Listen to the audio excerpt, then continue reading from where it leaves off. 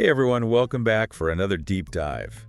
You know, AI is everywhere these days, and Yes, there really is. it feels like every time I turn around, there's some new headline about AI Yeah, doing something amazing or maybe a little bit scary. definitely. So today we're going to take a closer look at how AI is shaking things up in the legal world.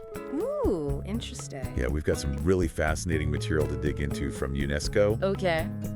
on their work with AI and something called the rule of law. I've heard of that. Plus, we're going to unpack the Council of Europe's brand new framework convention on AI, Okay. which is a pretty big deal because it's the first legally binding treaty of its kind. Wow. First of its kind. That is big. Yeah, so basically we're going to be exploring how all these folks are working to make sure AI develops responsibly and respects human rights. Okay. That sounds important. It is, and it's not just theoretical either. UNESCO's Judges Initiative, Oh, I've heard about that. yeah. What's going on with that? Well, they're already working in over 160 countries. Wow, that's amazing. I know, right? 160 countries. Training judges on all the tricky ethical and legal issues that come with AI. Yeah, like how do you even begin to approach that? That's got to be a lot of work. It's a massive undertaking. And I was blown away by the numbers they've already reached. Over 35,000 judicial operators, Wow. with more than 8,000 specifically trained on AI and its impact on the law. That's incredible. It's like they're building a global network of AI-savvy judges. The global network. That's pretty cool. It is pretty cool, and it's a good thing they are because, Why is that? well, UNESCO's own research shows there's this huge gap between how judges are using AI and the training they've received. Oh, really? Yeah, get this. Their survey found that 44% of judges are already using AI tools like ChatGPT for their work. ChatGPT. I know, wild, right? Wow. But only 9% have any guidelines or proper training. Oh, that's not good. Yeah, that's a recipe for disaster. Big time. No wonder 92% of the judges they surveyed are calling for more regulation and training. Makes sense to me. It sounds like UNESCO is really trying to get ahead of the curve with their guidelines for the use of AI systems in courts and tribunals. I like that, getting ahead of the curve. Yeah, they're being proactive. So what are these guidelines about? Well, they're basically a set of recommendations for how to use AI responsibly in legal settings. Okay. Addressing things like fairness, transparency, and accountability. Those are big ones for sure. Yeah, and what's interesting is they're being developed through open consultation. Open consultation. Yeah, so it's not just a top-down approach. Oh. UNESCO is really trying to get input from all stakeholders. I like that it's more democratic that way. Right, exactly. So it's not just a bunch of experts in their ivory tower deciding what's best for everyone. Exactly. It's a more collaborative approach. So you've got UNESCO doing all this great work on the ground. But what about the big picture? You mean like the international legal framework? Exactly. Yeah. Is anyone trying to set some global rules for AI? Well, that's where this Council of Europe Framework Convention on AI comes in. Okay, tell me about it. Well, it's a pretty big deal. How so? Well, for starters, it's the world's first legally binding treaty on AI. Wow. And it involves all 46 Council of Europe member states, Okay, plus a whole bunch of observer states and other players. so it's not just Europe. No, it's a truly global effort to make sure AI doesn't become this Wild West where anything goes. Like the Wild West of AI. That's a good way to put it. Yeah, so what they're trying to do is fill the legal gaps that are popping up as AI technology races ahead. Okay, that makes sense. They want to make sure that AI development aligns with human rights, democracy, and the rule of law. Right. The core values that underpin a just society. Yeah, those are important. And it's not about banning AI or anything like that. All right, okay. It's much more nuanced than that. It's about setting clear principles and boundaries to guide its development and use.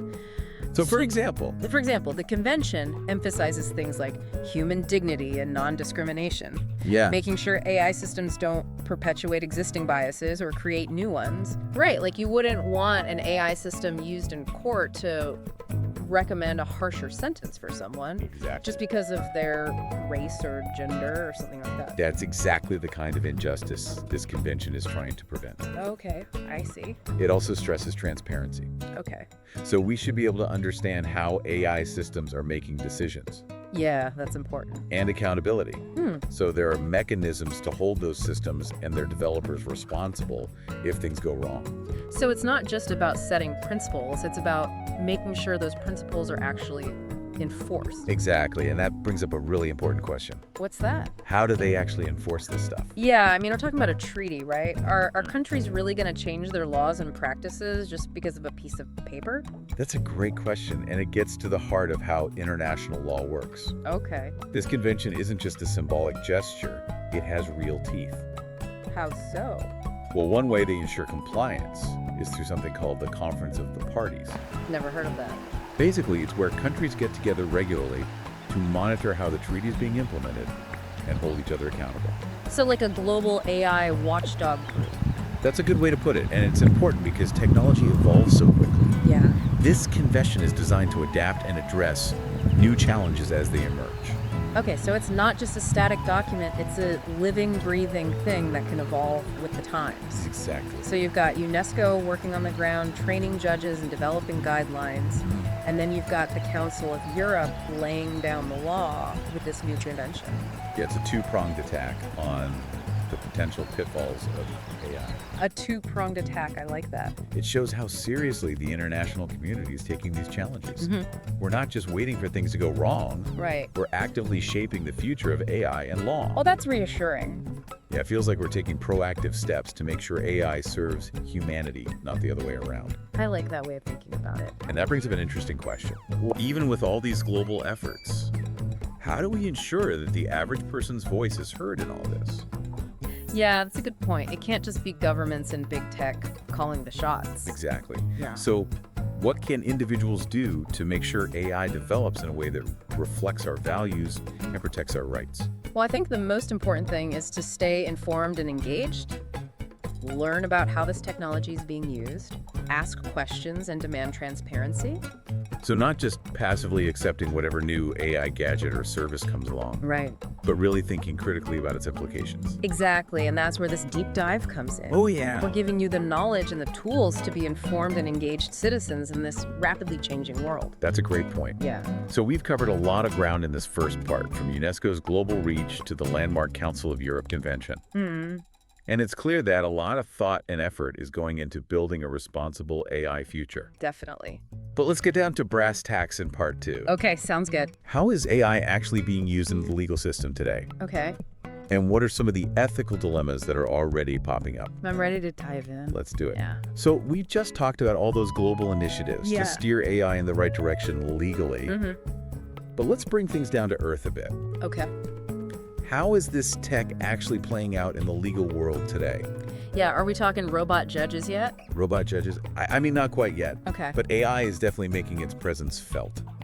Where are we seeing the biggest impact so far? Well, one area where it's already having a huge impact is legal research and analysis. Ah, okay, so like instead of those classic lawyer scenes Yeah. with mountains of books and, Exactly. Late nights poring over documents. yeah. AI is changing all that. So how is it helping lawyers? It's all about speed and efficiency. Okay. AI tools powered by things like natural language processing and machine learning are allowing lawyers to sift through massive amounts of legal documents and precedents way faster than any human could.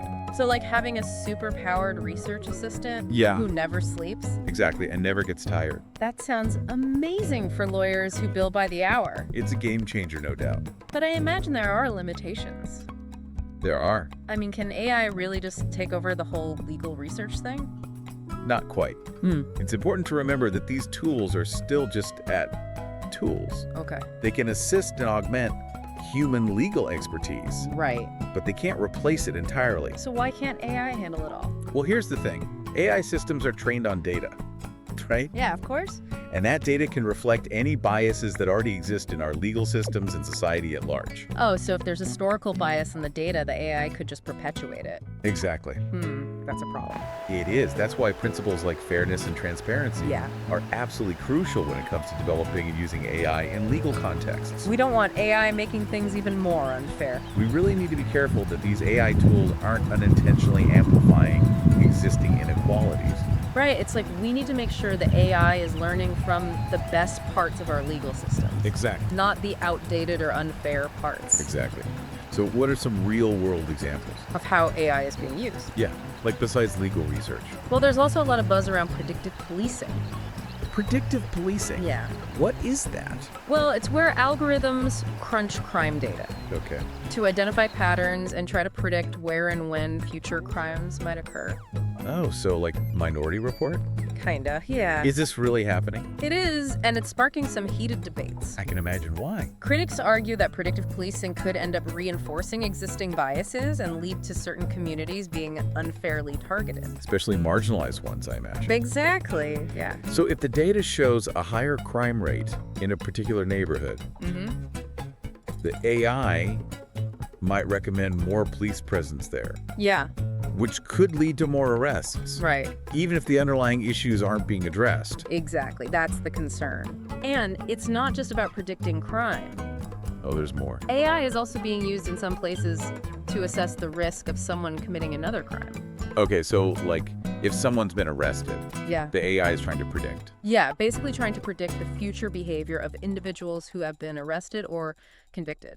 That's a little bit unsettling. It raises some serious ethical questions Yeah. So are judges actually using AI? to help them make decisions. Yeah, like bail or sentencing? It's happening in some jurisdictions, yes. Again, the worry is that these AI tools might be biased, leading to unfair outcomes for certain individuals or groups. It's a delicate balance between using data to inform legal decisions and making sure those decisions remain fair and impartial. Yeah, it sounds like we're on the verge of a major shift in the legal landscape. I think we are. We have this incredible technology with the potential to make things more efficient, maybe Right. even more accurate. But But there's also this huge risk of unintended consequences and even amplifying existing injustices. you hit the nail on the head. It's not a simple black and white situation. Yeah, it seems really complicated. What's important is that we go into this with our eyes wide open, understanding both the potential and the pitfalls of AI in the legal system. So what's the takeaway for someone listening to this right now? What should they be thinking about as AI becomes more and more integrated into the legal world? I think the most important thing is to stay informed and engaged, learn about how this tech is being used, ask questions and demand transparency. Don't just blindly accept what an AI system spits out, especially when it comes to legal matters that have a direct impact on people's lives. So critical thinking is key. Absolutely. We can't just assume that because something is based on data or an algorithm that it's automatically fair or objective. Exactly. AI is just a tool. Mm-hmm. It's up to us to use it wisely and ethically, always keeping in mind the principles of justice and fairness that should be at the heart of any legal system. Powerful reminder. So we've seen how AI is already changing the game in areas like legal research Yeah. and even influencing decisions about policing and sentencing. Mm-hmm. But there's an even bigger picture here, right? How do we make sure our laws and regulations keep up with the technology that's constantly evolving? Yeah. That's the million-dollar question. That's something we'll tackle in part 3. So we've talked about how AI is already shaking things up in the legal world Yeah. and even touched on some pretty tricky ethical issues. It's a lot to think about. But I think there's this even bigger question looming, like how do our laws actually keep up with the technology that's constantly evolving? Right. It's moving so fast. I mean, legal systems, they're known for moving at a snail's pace, Yeah. Bureaucracy and all that. while AI seems to be advancing at warp speed. Warp speed, yeah. That's a good way to put it. So how do we reconcile that? Right. It's one of the biggest challenges we're facing. Yeah, it's not like we can just hit pause on AI development while we figure out the legal stuff. No, definitely not. And on the flip side, we can't just let AI run wild without any rules or guidelines. That would be chaos. Total chaos. So how do we strike that balance? Well, we need laws that are flexible enough to adapt to new AI applications as they emerge. Right, because who knows what they'll come up with next. Exactly. But at the same time, we can't be so vague that those laws become meaningless. Yeah, it's got to have some teeth. Right. It's a tricky balance for sure. So how do we create laws that are both future-proof and effective? Well, I think it's about finding the right level of abstraction. Okay. Instead of trying to regulate specific AI applications, Okay. we need to focus on broader principles Principles for that that. can guide the development and use of AI across the board. So like ethical guardrails, Exactly. Guardrails that can steer AI in the right direction. no matter how the technology evolves. Exactly. I like that. But principles are one thing, enforcement is another. Right, how do you actually make it happen? Yeah, who's going to hold AI developers and users to these standards? That's where things get really interesting. Okay, I'm listening. We need robust oversight mechanisms. Oversight, okay. Maybe even new regulatory bodies specifically dedicated to AI. Interesting. But it can't just be a top-down approach. What do you mean? We need input from everyone involved. Everyone. Yeah, tech companies, researchers, legal experts, ethicists, and most importantly, the general public. So like a multi-stakeholder approach. Exactly, where everyone has a seat at the table. That sounds like a good way to make sure diverse perspectives are considered. Definitely. But how do we actually get people involved? I mean, AI can seem pretty intimidating to the average person. You're right, it's a complex topic. Yeah. But part of the challenge is demystifying AI. Okay. Explaining it in a way that's understandable and relatable to everyone. Right, because it's not just for tech wizards. Exactly. We need to make it clear that this isn't some far-off science fiction concept. It's already shaping our lives in profound ways. And that's where this deep dive comes in. That's right? what we're trying to do here. We're trying to break down these complex topics. Yeah, make it accessible. And empower people to engage in these critical conversations. Because ultimately, the future of AI isn't just in the hands of tech giants and policymakers. It's in our hands too. Exactly. We all have a role to play. So what can we do? Well, as consumers, we can choose to support companies that are developing and using AI responsibly. Okay. As citizens, we can advocate for laws and policies that protect our rights and values. And as human beings, we can cultivate the critical thinking skills we need to navigate this increasingly AI-driven world. So it's about making informed choices. Yes, Holding those in power accountable. absolutely. And staying engaged in the ongoing conversation about how AI is shaping our society. It's not about being afraid of the technology. Right. It's about understanding its potential and its limitations. That's a really good point. Right. So to wrap things up, we've covered a lot of ground in this deep dive. We have. From the global efforts to guide AI's development to the real-world applications that are already raising all sorts of ethical questions. Yeah, it's a fast-moving field. We've explored the challenges of keeping our laws up to date with this rapidly evolving technology.